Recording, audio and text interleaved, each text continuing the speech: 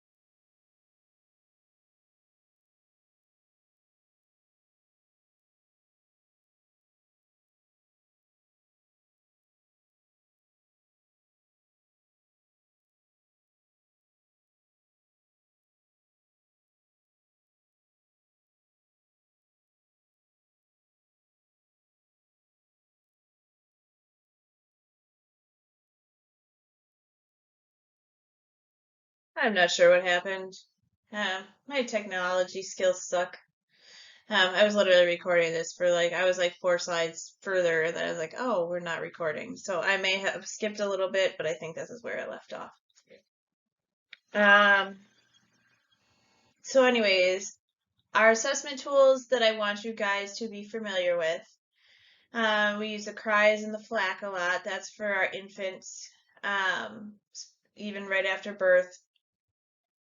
Um, Faces pain scale. There's also a Wong-Baker's face scale, the ultra pain scale, um, the numeric rating scale. I'll get into the cries and the FLAC here in a minute. And but you guys know the numeric pain scale. That's at 0 to 10. 0 being no pain, 10 being the worst possible pain ever. FLAC scale and cry scale, like I said, we use these for infants. So we go through each category and give them a score. So in the FLAC scale, the face, if they have no real expression, it's a 0. If it's an occasional grimace, then we'll give them a 1. If it's frequent, their jaw is clenched, we're going to give them a 2. So we go into the next one, legs. If they're just kind of relaxed in their normal hangout position, 0. If they're restless or tense, we're going to give them a 1. If they're kicking or their legs are drawn up, we're going to give them a 2. All right. So getting into activity. So if they're laying quietly, kind of a neutral position, they're just kind of chilling, we'll give them a 0. If they're kind of squirming around, they're tense, going back and forth, it's a 1. And then if they're even more severe, where they're arching their back, they're kind of jerking or they're rigid because they hurt, we'll give them a 2. Cry, no crying is 0. Whimpering, moaning, occasional crying, 1. If they're steady crying and we cannot comfort them, we cannot calm them down, we can't get them to stop crying, we'll give them a 2. Consolability is kind of like the cry thing. If they're relaxed, it's a 0. If we pick them up and rock them, hug them, snuggle them, talk to them, distract them, and that they can be distracted, then it's a 1. If we cannot console them, we cannot comfort them, it's a 5 or a 2. And then once we get all of these sections gone through, we just add it up. It might be, you know, their score might be a 2, it might be a 10, and then we just treat accordingly. The CRI scale is the same way. You just go through each category and then add it up. Here's a FACES scale, the Wong-Baker's FACES scale. So there's 2 different ones. I always say that the Wong-Baker is generally for kiddos, and the regular FACES scale, the revised one, is for older people, just because the cartoon nature of it. All right, going into assessing pain. The things we look at, and you guys have probably done this in first term, we always want to find out where the location is. Where is the pain? Where does it hurt? Intensity. This is where we're going to use our scales. So is it a 0? Is it a 10? Is it a grumpy face? So we just need to know how severe it is. Quality, we want to know what it feels like. So is it burning? Is it stabbing? Is it aching? All of those descriptive terms. Onset and duration, when did it start and how long does it last? Is it all the time? Is it intermittent? And then we have aggravating and relieving factors. What makes it better? What makes it worse? And then the final thing we look at is how much does it affect their quality of life? Are they able to do things that they need to? Are they, is their quality of life affected? Elliot, hush. Is their quality of life affected? So are they, you know, not getting up and doing the things that they find fun because they're having too much pain? Some of the assessment challenges we have are critically ill folks. You know, they might be intubated, they might be unresponsive. Cognitively impaired folks. This is where we use the different types of FACES scale, so they can determine whether or not, you know, if they can show somewhat about where their pain is. Children don't always understand, you know, rate your pain, and they exhibit their pain in different ways. Older adults are the same. Substance abuse, sometimes people are looking for meds, sometimes they have a tolerance built up. Language barrier. I think the hospitals are getting much better. I know Gunderson always has interpreters on staff, but sometimes they can't get to them. I know we had a case where one of our students ended up being the interpreter for a little while because the interpreter couldn't get to the patient room and the patient was being flown to the children's hospital. So some hospitals actually have the iPad and they can get a virtual interpreter. I'm not sure if I think it's a real live person, but it's on the iPad.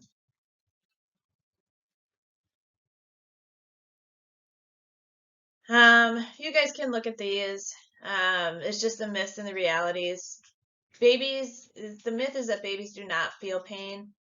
Yes, they feel pain, but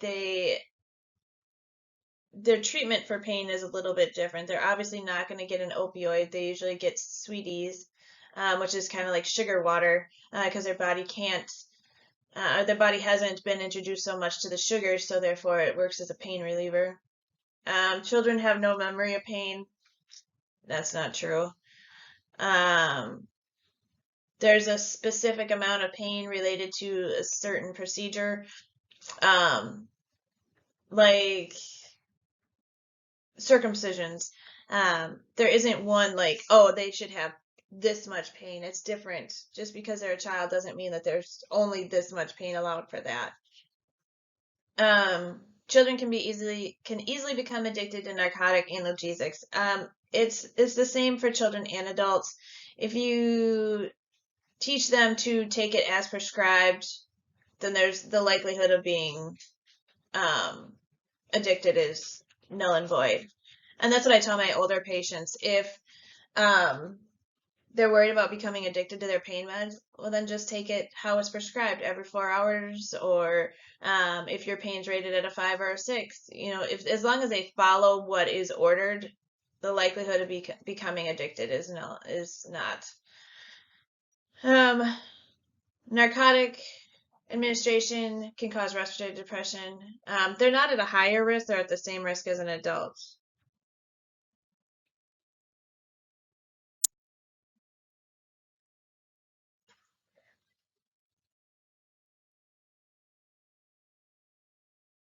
Personal bias, I want you guys to be able to realize this.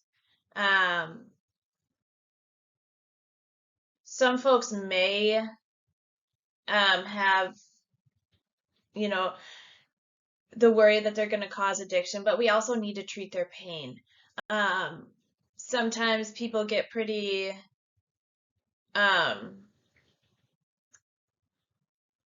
worried about giving pain meds to folks because they think everybody is trying to get meds.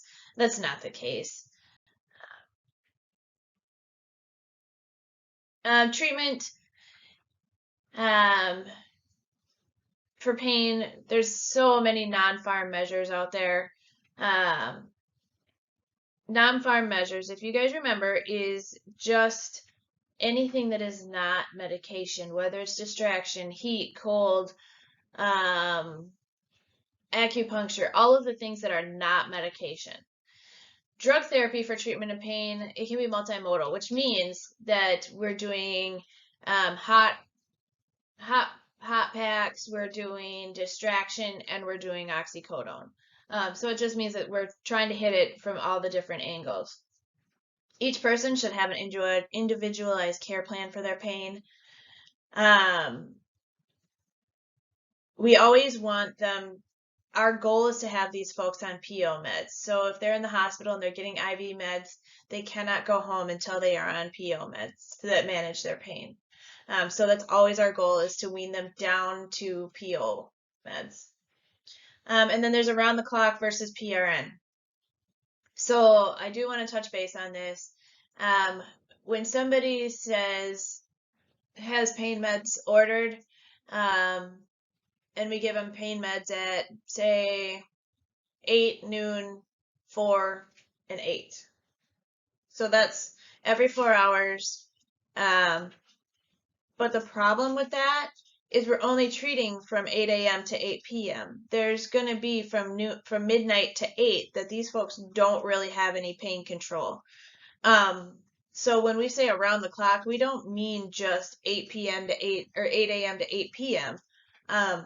We want it to be all the way around the clock. So yes, we may be waking them up, but that's going to keep our pain med levels constant. PRN meds are for the breakthrough pain when all these other ones don't work. But always remember, around the clock does not mean 8 a.m. to 8 p.m. It means 8 a.m. to 8 a.m.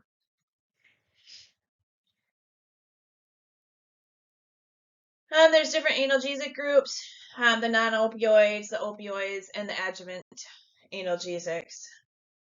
So the non-opioids, we usually think Tylenol, ibuprofen. Sorry, my dog is, I don't know, I need to give him some Ativan. We think of Tylenol, but the problem with Tylenol is we're always worried about liver issues, especially in like our folks, our alcoholic folks. We have to make sure we're not giving them more than the 3,000 milligrams per day. We have our NSAIDs, which is our aspirin, our ibuprofen, naproxen, diclofenac, ketorolac. The problem with this is that we have to watch for bleeding, depending on what their diagnoses are. There's a lot in the formulation. There's different routes. Tylenol can even be given IV. We do it a lot in our Dr. Lawrence ortho patients. Generally, these are used for mild to moderate pain, and they're added when they're added to other meds, like, oh, say they have Vicodin ordered, so it's 5 milligrams of hydrocodone and 325 milligrams of acetaminophen. That 325 milligrams of acetaminophen also is included in that 3,000 milligrams per day. So we have to make sure that when we're combining our drugs, that we're not going over the Tylenol just because it's not the straight Tylenol.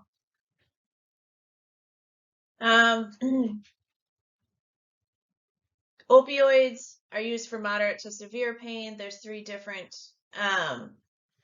classifications. There's the pure opioid agonist, there's the agonist antagonist, there's a partial agonist.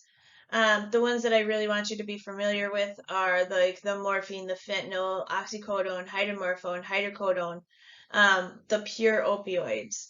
I do want you guys to always remember, and now I think it's more of a household fact that everybody knows, but the opioid antagonist or the antidote is the naloxone or Narcan. Opioids, we're gonna titrate whether we're going up or whether we're going down. We never start at a high dose of opioid. We're gonna start low and go slow. So we may start out at oxycodone. We never start out at 10 milligrams. We always start out at 5. If 5 does not cover, then we will give the 10. So we may see orders that say 5 to 10 milligrams of oxycodone given, or PO Q4 hours PRN. If this is the first time they're getting oxy, then we're obviously going to give the 5 milligrams. And there's kind of a, I don't know what the word I want to use is, but so if your order says 5 to 10 milligrams every 4 hours, some people will say, I gave 5 milligrams at 8 o'clock, I can't give another 5 till noon. But because the order says 5 to 10, there's that gray area that you could give that extra 5 if it's not covering them.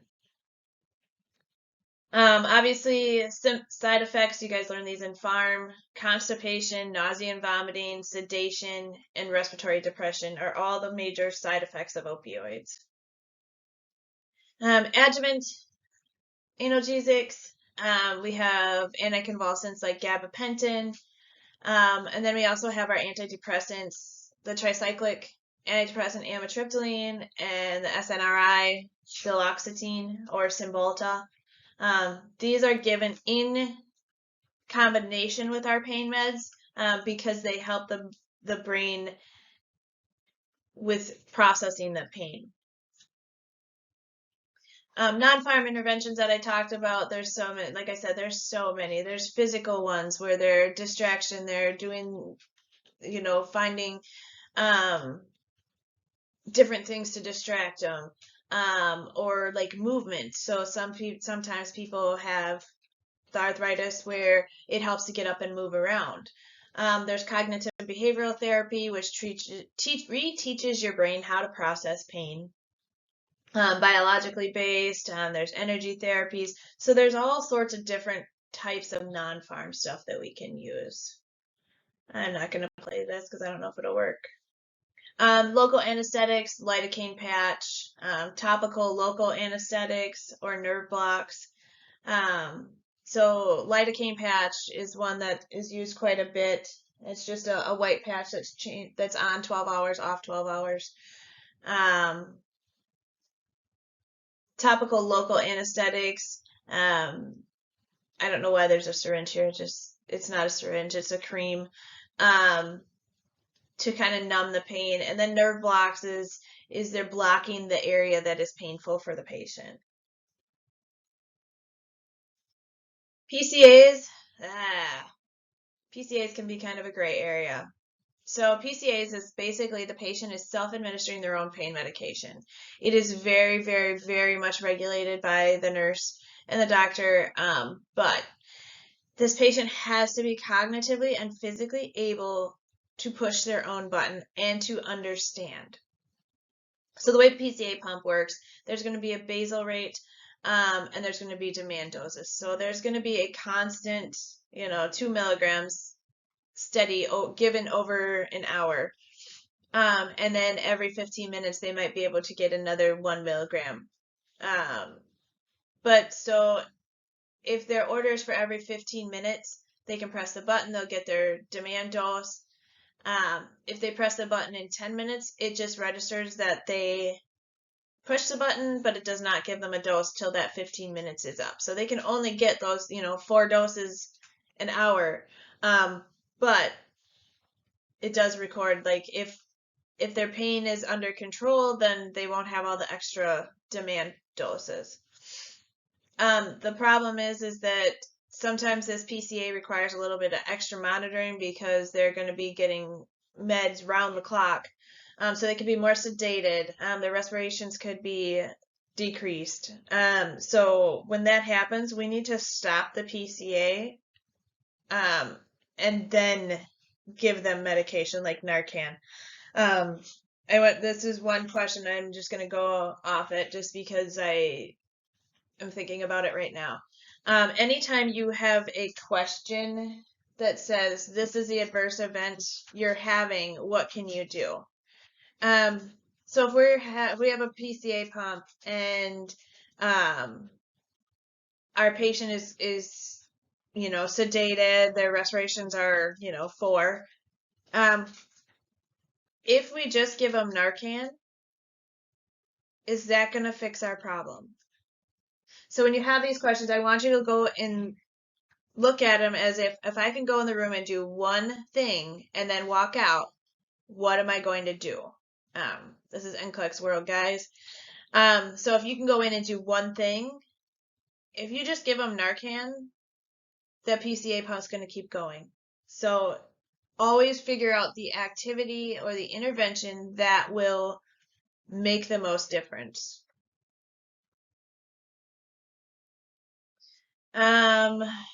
Epidurals or intraspinals, it goes into that epidural, into the interthecal space. We're going to have some of the same side effects as opioids because it's going to be opioid medication. Other things that we worry about are hypotension, urinary retention, and weakness in the lower extremities. So we're always going to be doing neuro assessments. If somebody's, got an epidural going, like in childbirth, we are always watching their bladder because that can lead to a whole lot of other things. The bladder fills, lays on the nerves, and causes the hypotension. So always, always, always do your checks when you have somebody with an epidural.